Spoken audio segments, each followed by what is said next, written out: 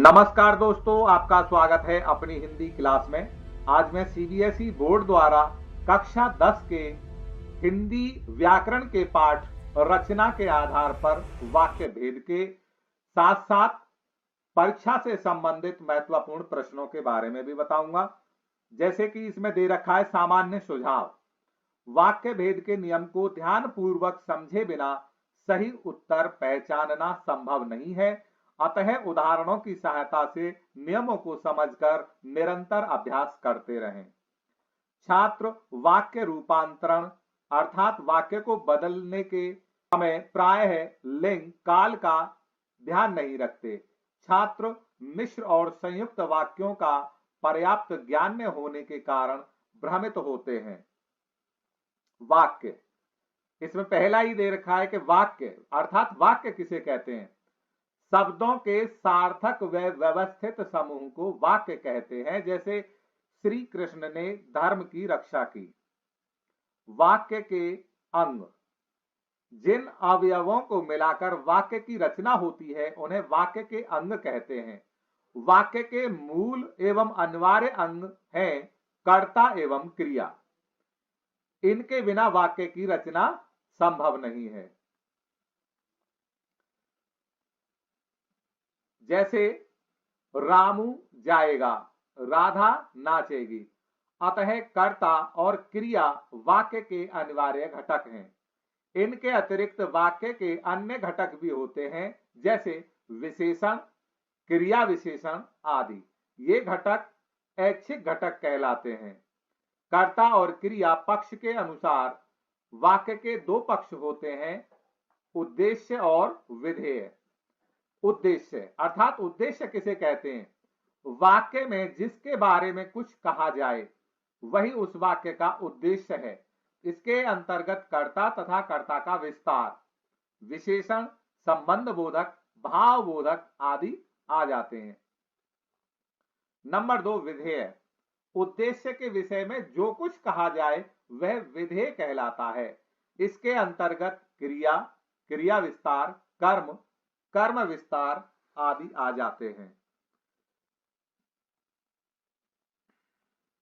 उद्देश्य और विधेय के योग से ही वाक्य संरचना के स्तर पर पूर्ण होता है तथा किसी भाव अथवा विचार को व्यक्त कर पाता है। जैसे उद्देश्य और विधेय। तो पहले ही नंबर में दे रखा है सुमन। सुमन इसमें उद्देश्य है। ये वाली जो लाइन है ये उद्देश्य की है और ये वाली लाइन विधेय की है। सुमन अध्यापिका है, ये पूर्ण वाक्य है। सुमन अध्यापिका है, तो इसमें उद्देश्य क्या है? सुमन, और विधेय क्या है? अध्यापिका है।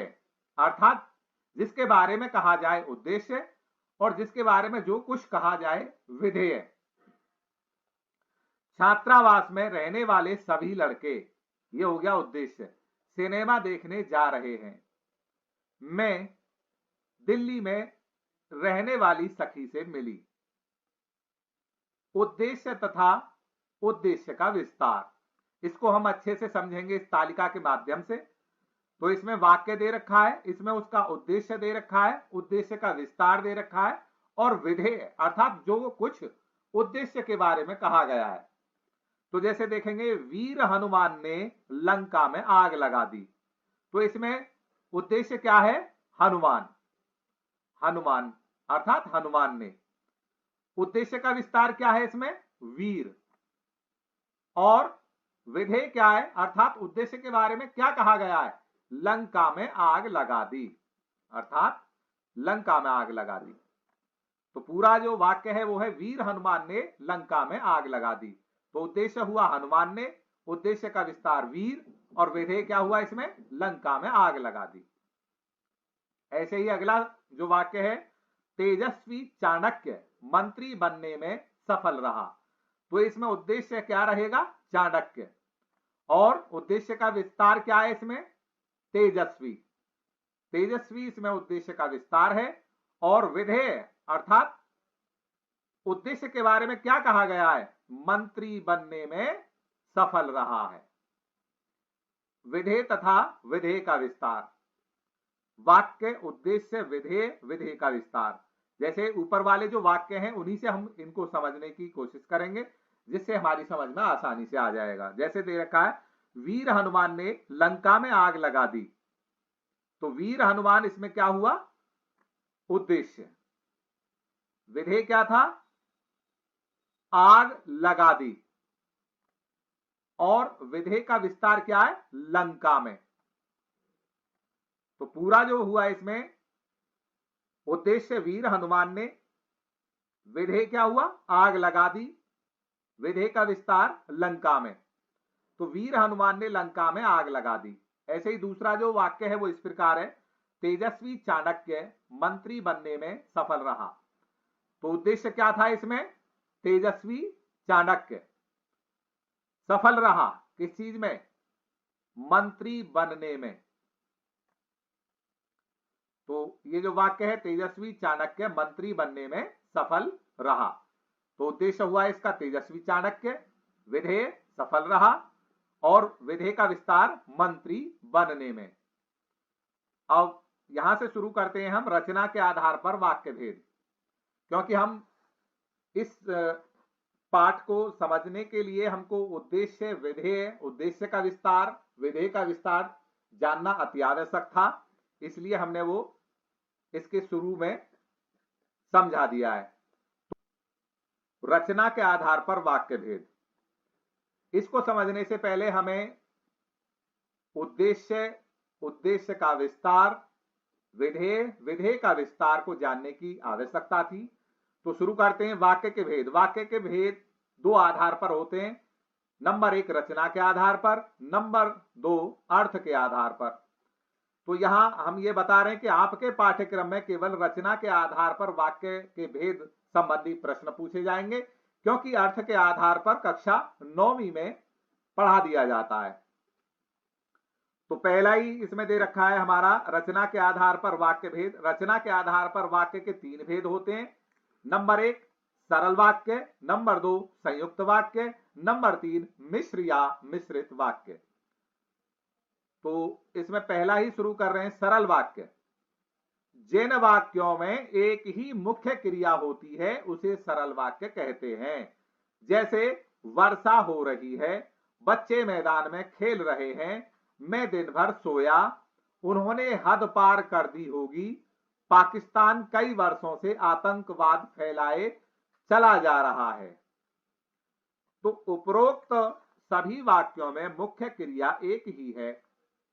आकार में छोटे बड़े होते हुए भी रचना की दृष्टि से ये वाक्य सरल वाक्य हैं। नंबर 2 संयुक्त वाक्य। जब 2 या 2 से अधिक स्वतंत्र उपवाक्य योजक शब्दों, समान अधिकरण समुच्चय बोधक अव्यय द्वारा जुड़े हों उन्हें संयुक्त वाक्य कहते हैं। जैसे बादल गरजे, ये एक अपने आप में पूर्ण वाक्य हो गया यहां पर, और यहां पर योजक का काम कर रहा है। बिजली चमकने लगी, ये अपने आप में एक पूर्ण वाक्य है, बिजली चमकने लगी। तो इस प्रकार ये जो वाक्य है ये संयुक्त वाक्य है, बादल गरजे और बिजली चमकने लगी। ऐसे ही दूसरा दे रखा है गंगा तट पर नहा लेना, ये अपने आप में पूर्ण वाक्य है। मुंह धो लेना, ये भी एक वाक्य है, अर्थात इनको या के द्वारा जोड़ा जा रहा है। इसे योजक शब्द कह सकते हैं या समान अधिकरण समुच्चय बोधक अव्यय। वर्षा होने वाली है, ये एक वाक्य हो गया अपने आप में, इसलिए जल्दी घर आ जाना। इसमें इसलिए से इन दोनों वाक्यों को, यानी जो उपवाक्य हैं, स्वतंत्र उपवाक्य हैं, इनको जो जोड़ा जा रहा है, इसलिए ये संयुक्त वाक्य है। चुपचाप चले जाओ नहीं तो बहुत बुरा होगा, बोलो परंतु कटु सत्य ने बोलो। इस प्रकार ये सारे वाक्य संयुक्त वाक्य कहे जाएंगे।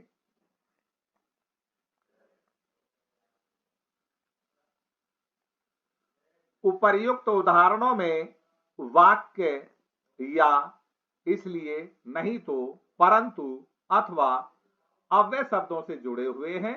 योजकों की सहायता से जुड़े होने के कारण ये संयुक्त वाक्य कहलाते हैं। इनकी पहचान करने के लिए हमने यहां पर कुछ शब्दों को दे दिया है, जैसे संयुक्त वाक्य और, तथा, एवं, इसलिए, अतः, नहीं तो, अन्यथा, वरना, या, किंतु, परंतु, मगर, बल्कि, फलतः, परिणाम स्वरूप आदि समानाधिकरण समुच्चय बोधक से जुड़े रहते हैं। यदि इन योजकों को हटा दिया जाए तो प्रत्येक संयुक्त वाक्य के दो दो स्वतंत्र वाक्य बन जाएंगे। तीसरा इसमें शुरू करते हैं हम मिश्र या मिश्रित वाक्य।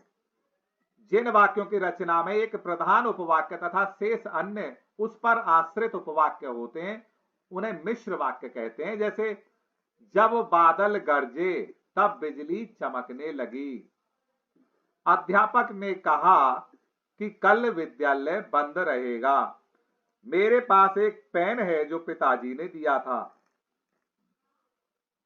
तुम ऐसे बोलो जैसे मैं बता रहा हूं, वह इसलिए आई थी ताकि मुझे बेवकूफ बना सके। उपरोक्त वाक्यों में रेखांकित अंश प्रधान उपवाक्य जबकि शेष भाग गौण वाक्य हैं। प्रायः इनकी जो पहचान होती है प्रायः मिश्र वाक्य की जो वह वही जिस, क्योंकि, जिससे, अर्थात, ज्यों ही, जब, जैसा, जिस तरह, जैसे, जहां, जिधर, जिस जगह, जितना, जैसे, जैसे, ताकि, यद्यपि, यदि आदि व्यधिकरण समुच्चय बोधकों से जुड़े रहते हैं।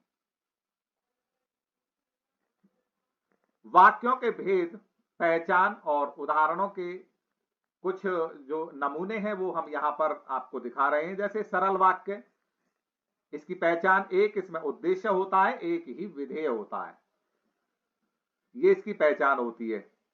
तो मेरी काली बकरी खेत में चर रही है, तो मेरी काली बकरी इसमें उद्देश्य हो गया, खेत में चर रही है ये विधेय हो गया। दूसरा, प्रातः काल होने पर पक्षी चहचहाने लगे, तो प्रातः काल होने पर उद्देश्य, पक्षी चहचहाने लगे, ये विधेय हो गया। ऐसे ही संयुक्त वाक्य है, संयुक्त वाक्य की पहचान है इसमें सरल वाक्य यानी एक सरल वाक्य प्लस सरल वाक्य समानाधिकरण योजक शब्दों से जुड़े, जैसे वो शब्द कौन से होंगे, और, तथा, एवं, अतः, इसलिए, किंतु, परंतु, या, अथवा आदि। तो इसमें पहला उदाहरण देखेंगे, मेरी बकरी काली है और खेत में चर रही है। तो ये दोनों अपने आप में एक स्वतंत्र उपवाक्य हैं, इनको और योजक जो शब्द है उसके द्वारा जोड़ा गया है, इसलिए यहां पर ये संयुक्त वाक्य कहलाएगा। ऐसे ही दूसरा है, प्रातः काल हुआ और पक्षी चहचहाने लगे। तो प्रातः काल हुआ ये सरल वाक्य, पक्षी चहचहाने लगे ये भी सरल वाक्य, और के द्वारा इनको जोड़ा गया है जो समानाधिकरण योजक शब्द है। तीसरा इसमें मिश्र वाक्य, तो प्रधान वाक्य प्लस आश्रित उपवाक्य व्यधिकरण योजक शब्दों से जुड़े, यानी कौन से शब्द होंगे, कि, जो, जितना, जिसने, जो कि, जब, तब, यदि, तो, क्योंकि, इसलिए आदि। मेरी जो बकरी काली है वह खेत में चर रही है, ये मेरी जो बकरी काली है ये आश्रित है, वह खेत में चर रही है ये प्रधान वाक्य है। प्रातः काल, जब प्रातः काल हुआ तब पक्षी चहचहाने लगे, आश्रित उपवाक्य है, जब प्रातः काल हुआ तब पक्षी चहचहाने लगे, ये प्रधान वाक्य।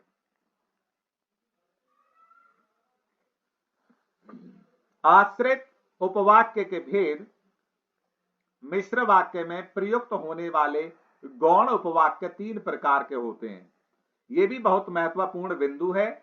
तो मैं सभी से यही कहना चाहूंगा कि आश्रित उपवाक्य के जो भेद हैं इनको सभी अच्छे से याद कर लें, और केवल तीन हैं, संज्ञा उपवाक्य, विशेषण उपवाक्य, क्रिया विशेषण उपवाक्य। तो संज्ञा उपवाक्य किसे कहते हैं?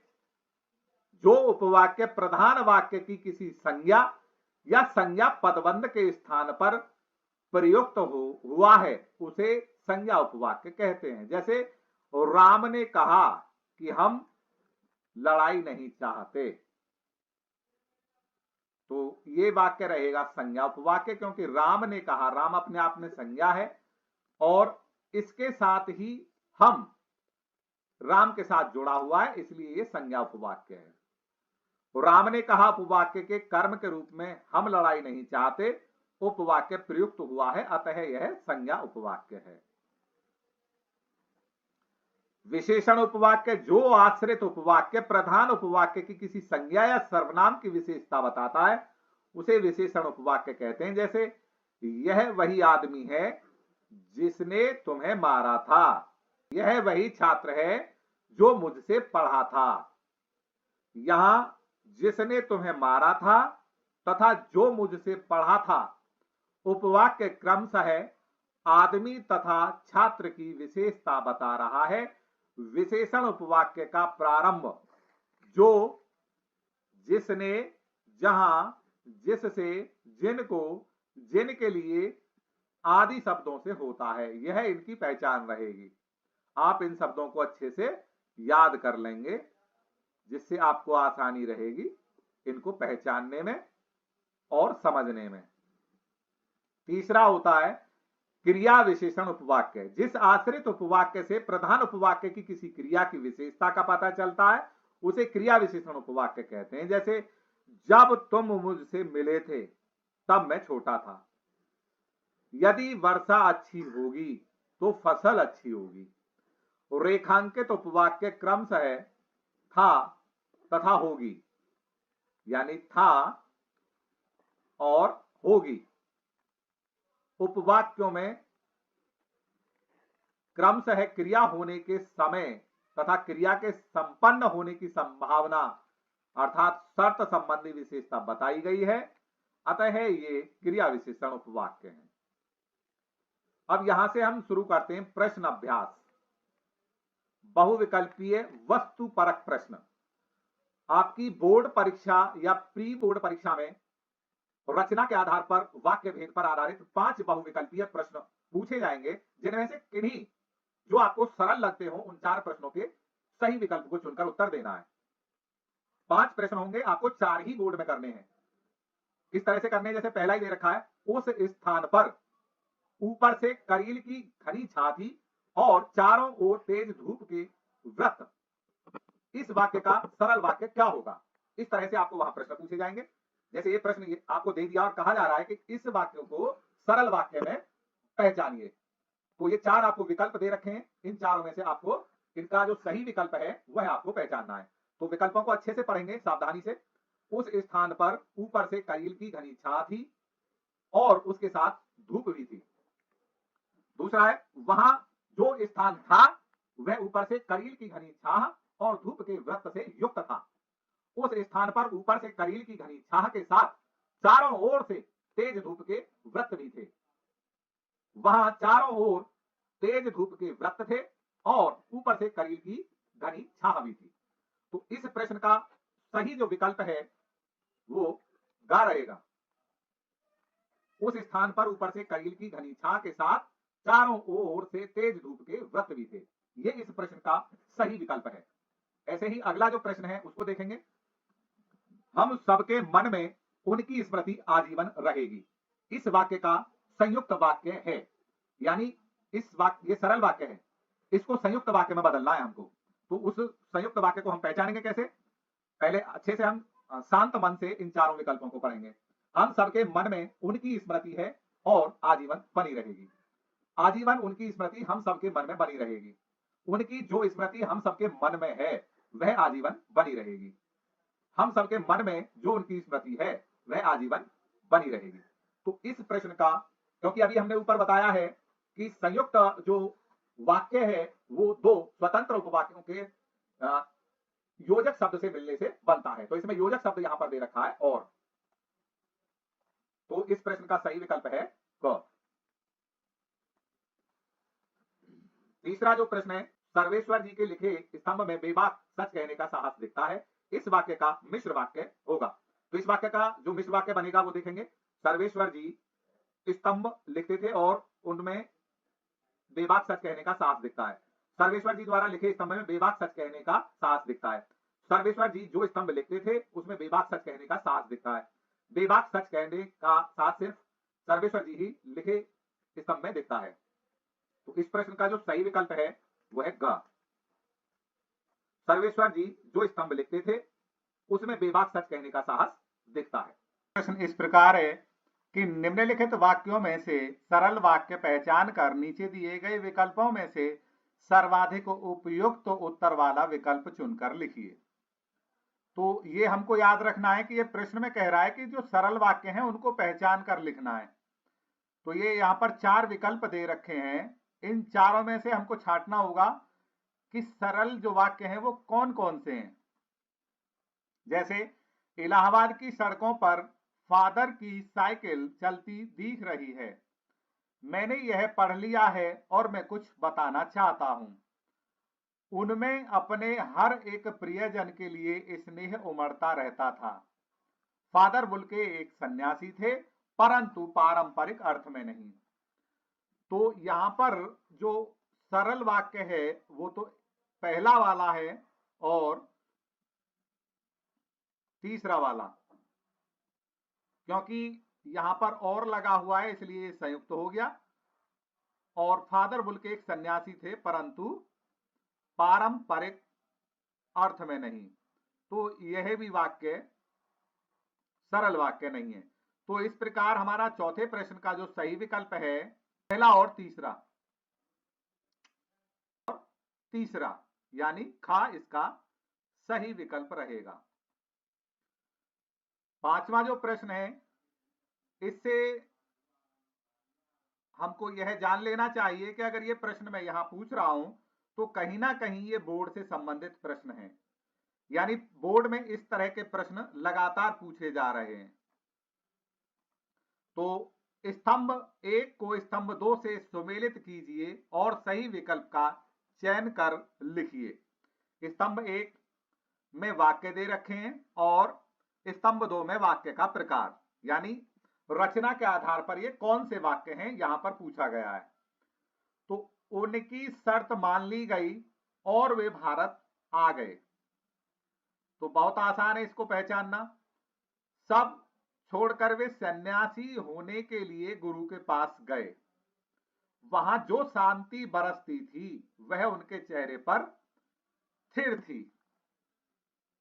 तो इस प्रश्न का जो सही विकल्प है तो देखें और शब्द लगा हुआ है तो विकल्प हमारा और से कौन सा हो जाएगा, संयुक्त वाक्य। तो इसे पहचानेंगे हम, यानी पहले पे सेकंड जो दे रखा है वो 2 जगह दे रखा है, ग और घ में। अब अगला जो वाक्य है उसको पढ़ के समझेंगे। सब छोड़कर वे सन्यासी होने के लिए गुरु के पास गए। तो दूसरे का जो सही विकल्प है वो है सरल वाक्य, यानी दूसरे का फर्स्ट केवल एक ही में है, तीसरे को हम फिर भी पढ़ लेंगे, वहां जो शांति बरसती थी वह उनके चेहरे पर स्थिर थी। तो ये हो गया मिश्र वाक्य। तो यहां पर पहले का दूसरा, दूसरे का पहला और तीसरे का तीसरा। तो यहां पर घ वाला जो विकल्प है ये बिल्कुल सही है, ये आपका उत्तर यहां पर हो जाएगा घ वाला। उपवाक्य पर आधारित प्रश्न, बोर्ड में इनसे संबंधित भी प्रश्न पूछ लिए जाते हैं। जैसे सभी जानते हैं कि वह घुमक्कड़ है, तो ये पूछा जाता है इसमें रेखांकित उपवाक्य का भेद बताइए। तो वह घुमक्कड़ है, इसका जो भेद है उपवाक्य का वो रहेगा संज्ञा उपवाक्य। दूसरा है पिताजी बोले कि कल मैं आगरा जाऊंगा। पिताजी बोले कि कल मैं आगरा जाऊंगा।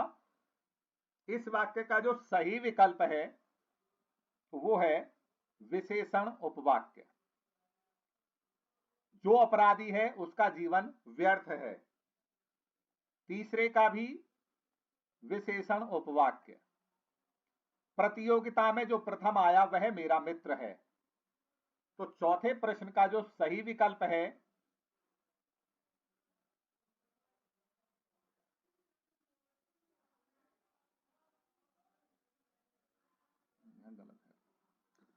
उपवाक्य पर आधारित प्रश्न भी बोर्ड परीक्षा में पूछ लिए जाते हैं। तो प्रश्न किस प्रकार पूछता है वो, निम्नलिखित प्रश्नों में रेखांकित उपवाक्य का भेद लिखिए। सभी जानते हैं कि वह घुमक्कड़ है। वह घुमक्कड़ है, ये रेखांकित है। इसका जो उपवाक्य का भेद है वो कौन सा है? संज्ञा उपवाक्य, विशेषण उपवाक्य, क्रिया विशेषण उपवाक्य, सर्वनाम उपवाक्य। तो इस प्रश्न का जो सही विकल्प है वो है क, संज्ञा उपवाक्य। दूसरा, पिताजी बोले कि कल मैं आगरा जाऊंगा। संज्ञा उपवाक्य, विशेषण उपवाक्य, क्रिया विशेषण उपवाक्य, सर्वनाम उपवाक्य। दूसरे प्रश्न का जो सही विकल्प है वो है ग, क्रिया विशेषण उपवाक्य। तीसरा प्रश्न है जो अपराधी है उसका जीवन व्यर्थ है। संज्ञा उपवाक्य, विशेषण उपवाक्य, क्रिया विशेषण उपवाक्य, सर्वनाम उपवाक्य। तो यहां पर तीसरे प्रश्न का सही विकल्प रहेगा विशेषण उपवाक्य। प्रतियोगिता में जो प्रथम आया वह मेरा मित्र है। संज्ञा उपवाक्य, विशेषण उपवाक्य, क्रिया विशेषण उपवाक्य, सर्वनाम उपवाक्य। तो चौथे प्रश्न का जो सही विकल्प है वो रहेगा विशेषण उपवाक्य। अंतिम प्रश्न है इसका, जब भी मैं वहां गया उसने मेरा सत्कार किया। तो संज्ञा उपवाक्य, विशेषण उपवाक्य, क्रिया विशेषण उपवाक्य, सर्वनाम उपवाक्य। इस प्रश्न का जो सही विकल्प है वो है क्रिया विशेषण उपवाक्य। तो दोस्तों, वीडियो को पूरा देखने के लिए धन्यवाद। अगर आप चैनल पर पहली बार आए हैं तो चैनल को सब्सक्राइब कीजिए, वीडियो को लाइक कीजिए, कमेंट कीजिए और अपने दोस्तों के पास शेयर कीजिए